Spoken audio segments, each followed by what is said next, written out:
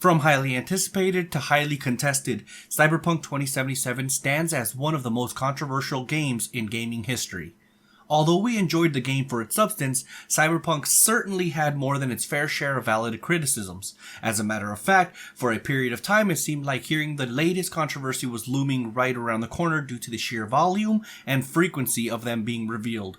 With that being said, here is our top 10 Cyberpunk 2077 controversies.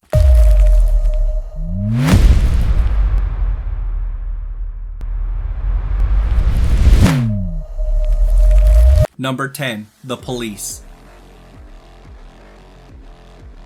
Most open-world games have an accountability system set in place for those players who like the more mayhem-orientated gameplay style.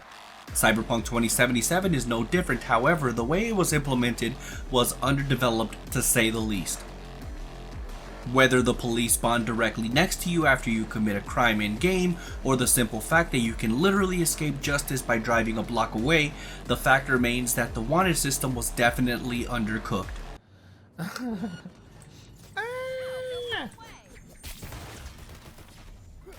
Oh look, he just spawned here. Okay.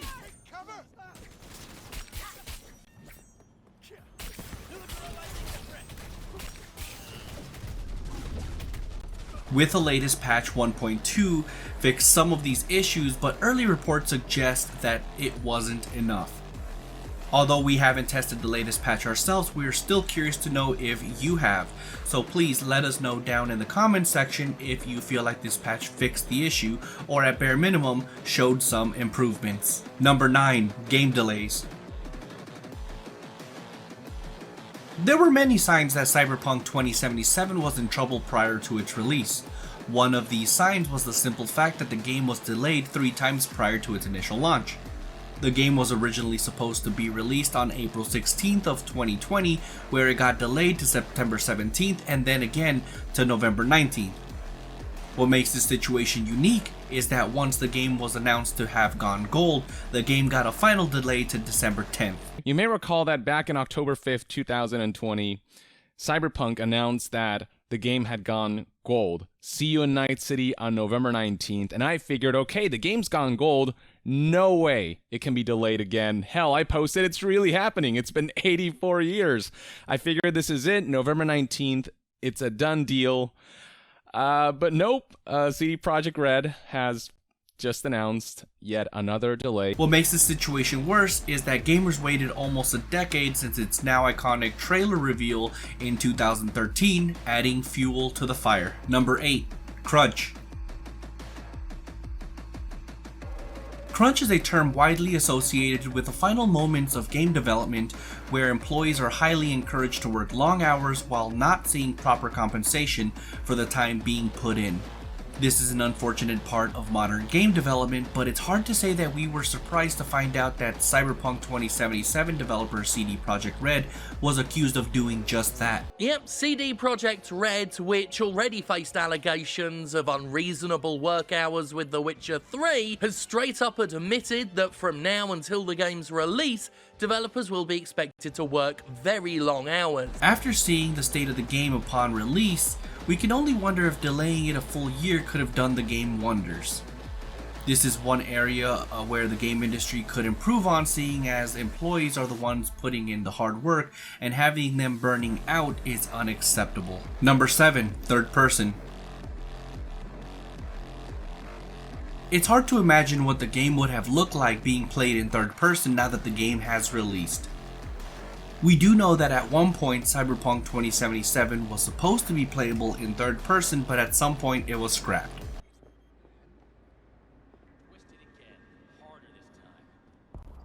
What about you? In view of the recent incident during which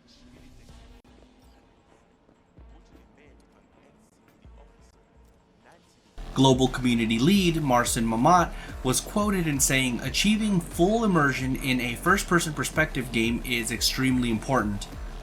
Although players can still see their character in certain mirrors, the inventory screen, and various other places momentarily, not being able to see your character in third person makes things like wearing your clothing meaningless. After all, what's the point of looking good if you can't even see your character wearing your awesome outfits? What could have been." Number 6. Lying to investors. It is widely considered by the community that CD Projekt Red effectively lied to the consumers about Cyberpunk 2077's finished product. What makes things worse is that it has become clear that the consumers weren't the only ones CD Projekt Red lied to, having made statements like the game runs surprisingly well on current-gen consoles to its investors certainly tells a story about misrepresenting the product. To put into perspective why this situation is a big deal, many seem to think that this is enough grounds for the investors to sue for alleged misrepresentations. But basically the gist of these lawsuits are, CD Projekt Red made misleading statements around the current state of Cyberpunk 2077, or didn't say things that investors should have known to make educated decisions around the stock. So they didn't say things that would have been revealing about the true state of the game, or they said things that were just outright misleading. And after the company lost $1.8 billion in stock value in less than a week of the game's release, this would be an added blow to the company's value. Number 5. Review embargoes. Yet another reason why people suspected Cyberpunk 2077 had issues was the review embargo set in place by CD Projekt Red themselves.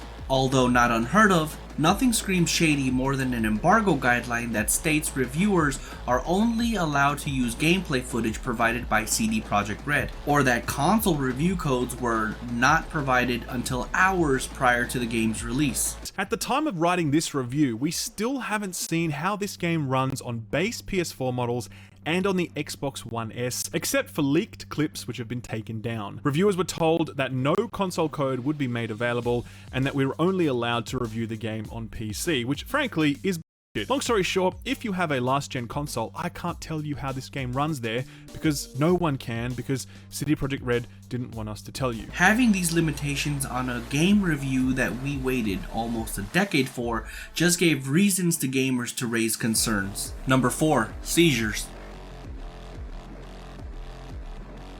Video game accessibility is an area where the gaming industry has been making major strides.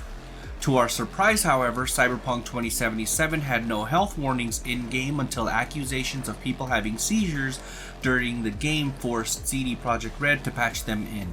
And as someone who has epileptic seizures, having one during my gameplay forced me to stop playing even though I was enjoying the story, and forced me to stop the Let's Play over on our Let's Play channel. Link for that channel below. Stories like this are not rare, and I'm not alone in this. Liana Rupert from Game Informer also had one during her time with the game.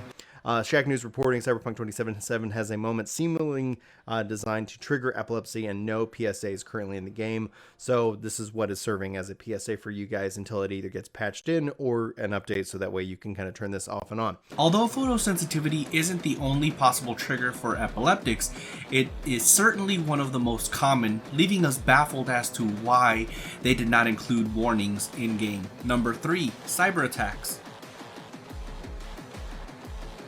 Probably the biggest controversy in terms of scale is the cyber attack CD Projekt Red got in early 2021.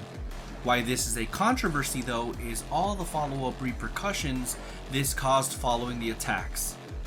This situation caused the developers to be locked out of their workstations for nearly 2 weeks, effectively pushing back updates, DLCs, patches, and various other things Cyberpunk 77 needed. According to CD Projekt Red, devices on its network have been encrypted, but they have begun restoring their IT infrastructure and data through backups, and they won't be paying any ransom either. To make things worse was the numerous employees' personal information may have been leaked, causing security issues on both the work side and the personnel side, effectively making this whole situation bad for everyone. For a few weeks, CD Projekt Red was held at a standstill. Number 2. Bugs. Bugs have become synonymous with Cyberpunk 2077. It seems like you couldn't go 15 minutes without experiencing some sort of bug or crash when the game initially launched. And although the game has certainly become more stable due to patches, the game is still far from complete. It really speaks volumes that the only 2 ways most people would recommend the game was either on a high-end PC or on Google Stadia. But even on those platforms, bugs were still prominent. Yeah, let's go. Let's go see these bastards. All right, Wait, hold on. I need my car. I don't have to. So we're just leaving his bike? Well, Had to be them. Just a gang like any other, right? he definitely just walked through my car. While some bugs were minor, there were a ton of bugs that were just game breaking entirely. While some would make missions uncompletable due to a variety of reasons, others would simply take you out of the game in terms of immersion. One thing is for sure, the game was not complete when it launched, and some would argue that the game still isn't despite all the patches. Number 1, delisting. Cyberpunk 2077 was a disaster at launch for a ton of reasons. But nothing speaks more of this than Sony delisting the game from their PlayStation Store due to the game's performance on last-gen consoles and large amount of refund requests they were getting. Cyberpunk 2077 just got pulled from the PlayStation Store. Yeah, remember in that apology, they said, oh, go check out Sony and Microsoft. You should be able to request a refund from them for the game. That should be fine. What do you think happened when they said that? Well, we saw a lot of posts online where people were legitimately fighting with Sony to try to get a refund because Sony's policy is that if you had purchased it and then downloaded it and I guess even played it, you just own it. Like, that's yours. We're not taking it back, basically. There's like, nah, you go deal with CD Projekt Red on this one. We saw the memo at GameStop where they said, no, you go talk to CD Projekt Red. Basically, everyone right now who's been selling this game is most likely annoyed with CD Projekt Red, so much so that Sony has pulled the game down. Although it's not the first time a game was delisted, and it certainly won't be the last, this surely was the highest profile game that was. Not to mention that the PlayStation is widely regarded as the console to get due to the quality of first-party games they hold. One can certainly imagine how much CD Projekt Red is losing due to the game not being on the PlayStation Store. Even today, almost 4 months later, the game is still not on the store and with no sight of when it will return. And there you have it. Did we miss anything you feel we should have included on this list? Let us know down in the comments section below. While you're down there, drop a like on the video, and for more videos posted weekly, subscribe to AmeriGamer.